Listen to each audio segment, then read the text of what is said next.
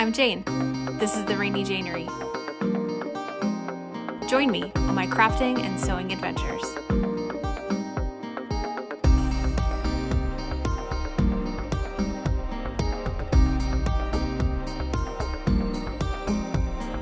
Welcome back. If you're new here, thanks so much for joining me. First off, oh my gosh, there are so many new people. If you are new, or actually if you're not new, be sure to leave a comment down below and let me know where you're from and what you're making. I would love to get to know you all better.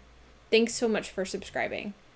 Secondly, this video is a voiceover this week as I am injured. I slipped and hurt my knee really badly and was not up to being on camera. I just needed a week to be feral and to sit on the couch like a lump. So this video will be clips of me talking over myself working, as well as some clips of past Jane talking about the project. This is my next video in the series where I make an entire Edwardian gown based on a figurine that was handed down by my great-grandmother. If that sounds interesting and you haven't already, please make sure to subscribe. There are a lot more videos to come in this series. I still have to make the corset cover and the entire gown itself. This week, I'm creating the petticoat. I found this pattern on Etsy from a seller called Vintage Pattern Girl, but the pattern is from a company called the Vintage Pattern Lending Library.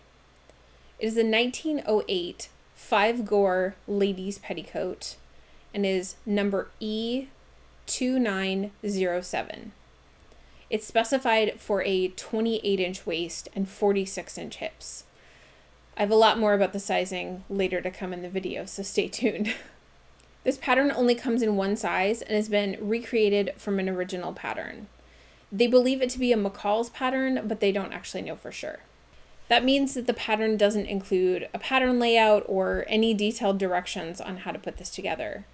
But it does actually provide seam allowance and layout suggestions as well as yardage recommendations. The Vintage Pattern Lending Library has provided some basic steps to take, but most of the construction decisions are up to you, which is partially terrifying, as this is only the second skirt I've ever made, and also partially freeing, as I can finish things however I want. Are there a lot of other very simple petticoat patterns available on the internet? Yes. But this one was shaped the way that I thought matched up best with the gown that I was creating. And I was also really interested in the challenge of not having a lot of instructions and using that to help level up my skills. The pattern does recommend making a mock-up, and I would 100% agree with this, unless you are a very experienced seamstress. There are a lot of little quirks to figure out about the darts and the sizing, closures, etc. I decided to make my petticoat out of Icona cotton. This fabric was stiffer than I wanted. It doesn't quite have the drape that I was looking for, but at least I won't have to starch it. When I ordered the Kona cotton, I thought I was ordering a different cotton fabric that I had gotten previously that was a bit softer, and this was the one that showed up, and so I decided to use it instead of trying to return it. I also bought some really beautiful insertion lace and some scallop hem lace to finish off the garment. I got them from an Etsy seller. I will link them down below. They do ship from England, just so you're aware. So now I will hand it off to Past Jane to talk about the mock-up, and I will meet you at the end of the video. Hi everyone. So here is the mock-up, my first mock-up of my 1910s petticoat. As I said before, I added about 4 inches, and actually I think I had way too much fabric, which is great. It's huge, absolutely enormous. This is not intended to go over a bustle, and I'm not going to put it over a bustle, so I definitely do not need this much fabric. I think the side dart is in a good place, and the front panels look nice. I might have to take them in just slightly in the front seam, but I think what I need to do is take out all of the extra that I put into the back, the center back panels. This is supposed to close much more exaggeratedly than that. This is supposed to close differently. So the length is good. I know you can't see that, but the length is great. It will probably actually be too long since I want this to sit slightly below my natural waist with the waistband on. So I'm going to take a minute and do some pinning and see if I can figure out how much I'm going to take off of this. So yeah, let's see. So I think after playing around with it and some help from my husband, the front seams are all lying really nice and flat. That looks really great. This hip seam there, the hip dart right here, has, I think, too much curve in it. It was sticking out away from my body, so I'm going to take a little bit, just extend that dart down farther, and take a little more out there so I have some smoothness in the hip. And then I think at center back I have about 1.5 inches on each side that needs to be taken out so that it meets up nicely at center back the way it's supposed to.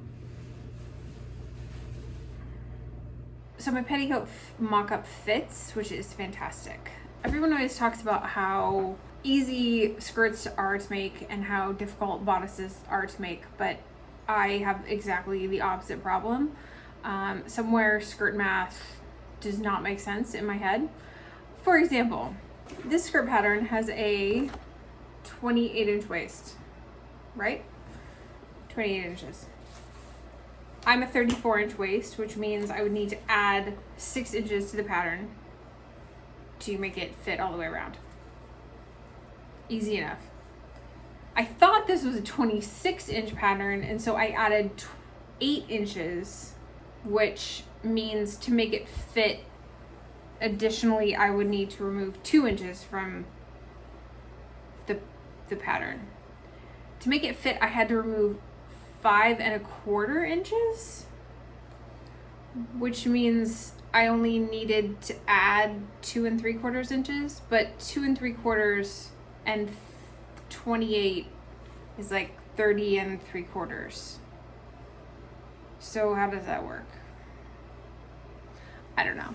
This is why skirts are not my thing. But it fits, which is great. The other thing I've decided about this mock-up is because these patterns have 0 instructions in them. I mean, there's very minimal instructions in them. I think it's like the second challenge in the Great British Bake Off where they don't give you any instructions. It's kind of like that. You just have to trust your knowledge of how to build a garment. Because of that, I have decided I'm going to make the entire thing mostly in a mock-up version. Also, I will then be able to wear it underneath layers, so if I need an additional petticoat, I will have already made one. Additionally to that, I will be really good at making this by the time I get to my nice final pretty version, so I would rather mess up a whole bunch on this one and then make it again and make it even better. So I think next I'm going to throw the waistband on this, and then after that work on gathering and figuring out which flounce goes on the bottom of this skirt, of this petticoat, and we will see where we're at. Are you helping? You sit. Sit. Good boy. You're a good boy. Yes. Yeah. Here is an almost finished mock-up of my petticoat. I'm really glad I did this. I'm not great at skirt sewing and skirt math and things like that, so this was really, really good practice for the finished version. And that's why I decided to not just make sure that it fit and actually try to complete the whole project so that I understood everything that went into it. There have been some really interesting things with this pattern. I went to, I think there's a clip of me talking before where I went to expand it because it says it's for a 28-inch waist, and then added a bunch and ended up taking it back in. And then when I was putting on the flounce on the bottom, I did the math of like how the circumference of where the flounce attached, and the flounce actually ended up bigger than that in the pattern. So I'm not sure if they just like drafted it to give you a bunch of extra or how that works. The math on this skirt keeps not adding up in very strange ways. I think when I do the final version, I'm going to sew it a different way. They want you to sew it into a circle and then like sew the vertical seam and then attach it.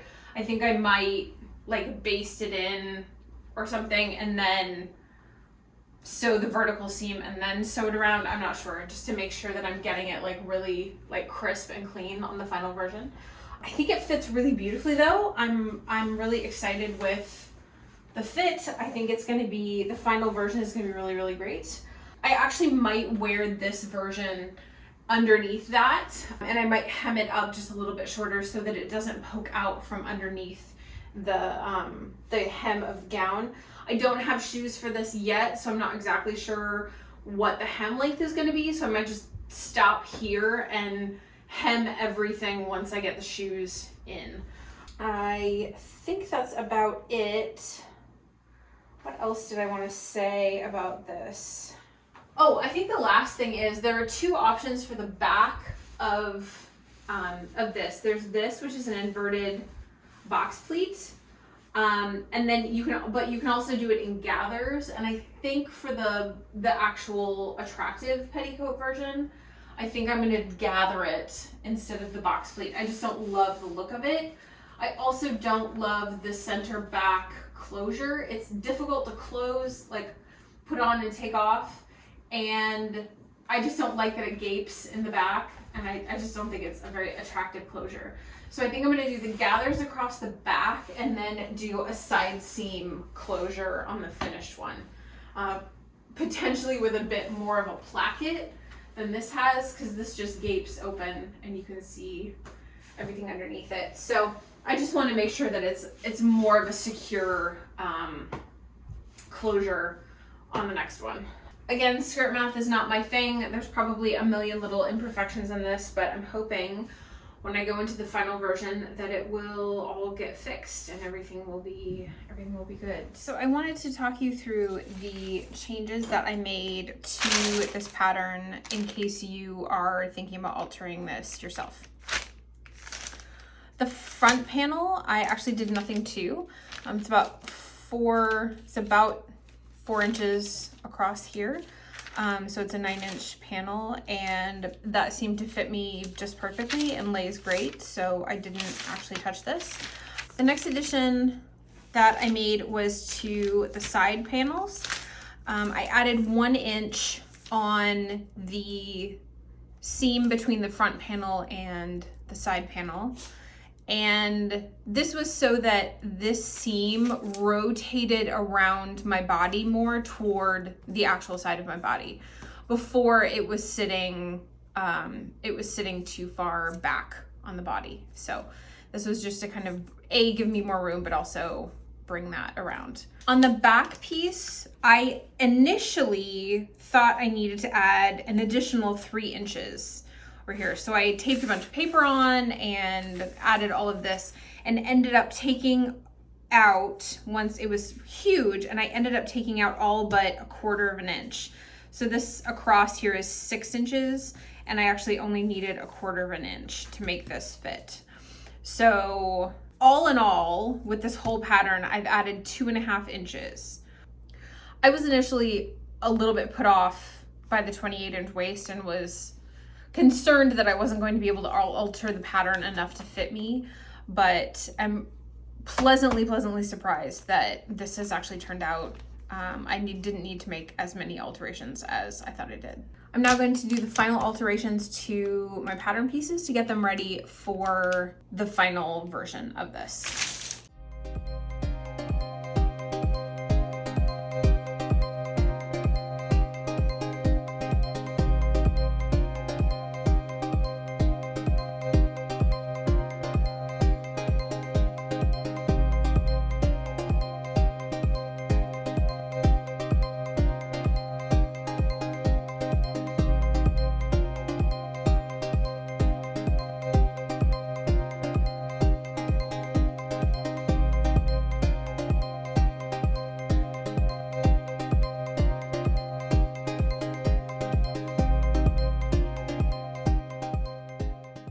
So this is where I've got to with the petticoat.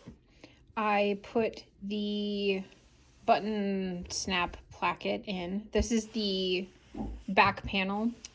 The side panel has the darts put in and the other side of the placket. And I've run into a bit of a hitch with the pleating. So there are two options that the pattern gives you, which is to take this mark and to fold it over to here, and then you have this sort of inverted box pleat in the back. I didn't really love the way that looked on the mock-up, so I went in and tried to do, I don't know if you can see by machine, I don't think you can see it, by machine, and tried to do just to gather this section down to what it needed to be. And that didn't look great either. I didn't like the sort of hard line where the gathering started. So I've been kind of futzing around with ideas of what to do. My machine stitches were too small and the gathering wasn't significant enough. It was just because this fabric is really stiff and needed more, a really soft fabric with that little tiny pleat would pleat up really nicely, but I think this is going to need something larger. So I went in and tried to do some 1/4 inch gathers and all the way across, because I thought maybe if the whole panel was pleated, then it would look better. That didn't work either. I'm not sure. So I think what I've come up with is, instead of trying to gather this section, I'm just going to pleat it instead to achieve the look that I want. I think that will be deep enough so that the pleats will actually carry down farther. I'm just hoping it will look better. So here is the petticoat. I got all the panels sewn together, which I didn't film because it's a bunch of straight lines. It's really boring. But I think it has turned out fairly well. I'm really pleased with the way it fits in the hips. I think the bag's great. It's bunching up a little bit right now because I have the basting stitches here, but that'll take care of itself later. I gave it a ton of extra length so that when I get my shoes and I know my heel height, I can hem it to the put the dust ruffle on and hem it to the appropriate height at that point. I think the next step is going to be to fell all of the I need to fell all the seams in, and then I will be putting the waistband on. The waistband for this petticoat was very thin and was very like soft, and it kept rolling over on itself. Part of it is probably the material, but I also would like to kind of reinforce the waistband on this one so that it's stiff and I can pull it tight and have it really fitted and not be like rolling in and doing weird things on itself. So I think I'm gonna order a little bit of cotton organdy. I don't want to add too much bulk to the waistband, but I do want to give it some stiffness and some rigidity. So I think that's my next step. Will be, I'm gonna take probably a couple of days to hand fell all these seams. And then hopefully by then the cotton organdy will be in and I can put the waistband on. So my petticoat is wearable at this point. I hand felled all the seams and put in the, which side is it on? I put in the placket. So I did buttons for the closure and then a hook and eye at the top. One little mistake, I didn't cut quite enough fabric in the waistband so that if I ever have to let it out, I'm not gonna have to replace the waistband, but for now it is great. It fits really beautifully. I didn't end up actually reinforcing the waistband like I talked about in the last clip. I think this fabric that this petticoat is made out of is sturdy enough that I didn't need any extra in it. It holds its shape really, really beautifully. I did widen it by about 1 inch so that I could have it lie flatter over the top of all the other things. The next step is going to be to put the flounce on. Again, with this, I will not be hemming it because I'm going to make the skirt and make sure that the skirt is the length that I want it. And then after that, I will sort of reverse engineer the length of the petticoats to go with it, which is probably backwards, but I think is going to work for me because I've never done this before. Oh, another thing that has come up is my corset. I have had it fan laced now and put it on and off 15 times. And although I thought the fan lacing was going to be easier, it has actually proved to be not what I need. So I think I might actually pick this out and go back to the lacing that was there before.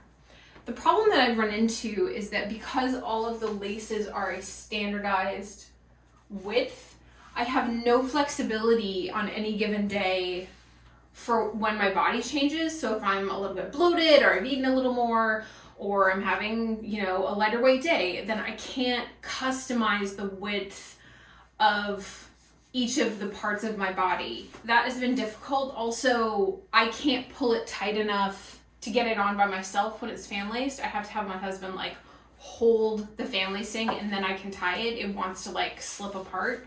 So I'm gonna go back to, I'm gonna pick part of the tab off and undo it. And I'm gonna go back to the other style of lacing for the rest of this build and see how I like it better. And then I can decide after that whether or not which one I like better. Hey everyone, so this is where I'm at with my insertion lace process. Please excuse my very grubby fingernails. I was painting last week and they have not recovered. So I machine stitched the insertion lace onto the skirt panel just above the flounce. This is the inside of the garment, so the flounce is sewn from here down. And then the insertion lace and the rest of the skirt panel goes up to the waistband up here at the top. So I am hand felling all of the raw edges down. And this side is proved to be much more difficult than the top side because the flounce is under here. So I have to pull the flounce up and hold it up out of my way, including the flounce's seam allowance on the other side of the skirt. So I have to hold it like that. And then I have to stitch along here. So that has proved to take quite a bit of time. I have about one more skirt panel left to go on that side. And then I wasn't as careful on this side. I just mostly wanted to turn the raw edge underneath because this stitching is going to be hidden underneath the flounce, so no one will ever see it. On this side, I'm going to try and attempt to do a really tiny, maybe cut some of this in half, and attempt to do a really tiny little rolled hem because you'll see all the stitching. So my Edwardian gown is actually finished, and I'm not going to show you right now. You're going to have to wait until the reveal video for that.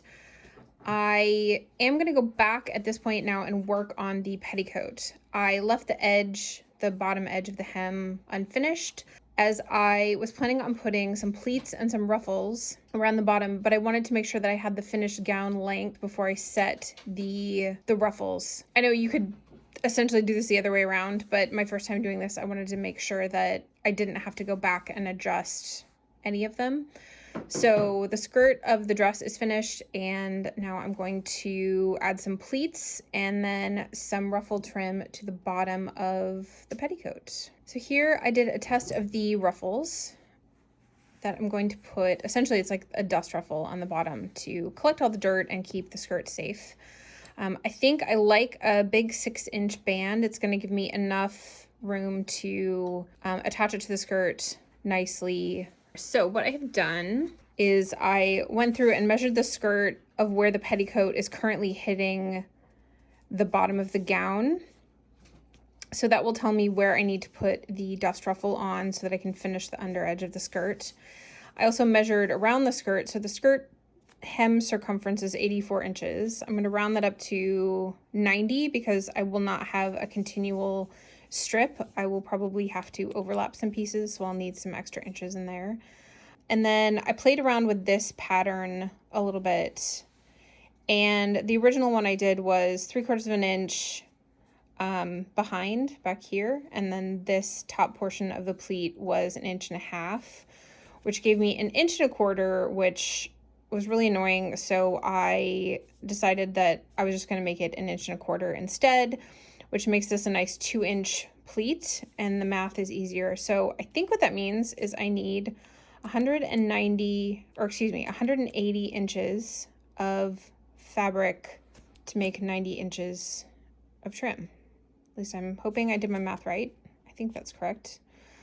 And yeah, so now I'm going to try and get as much of this fabric that's on the selvage as I possibly can so that I don't have to hem the bottom.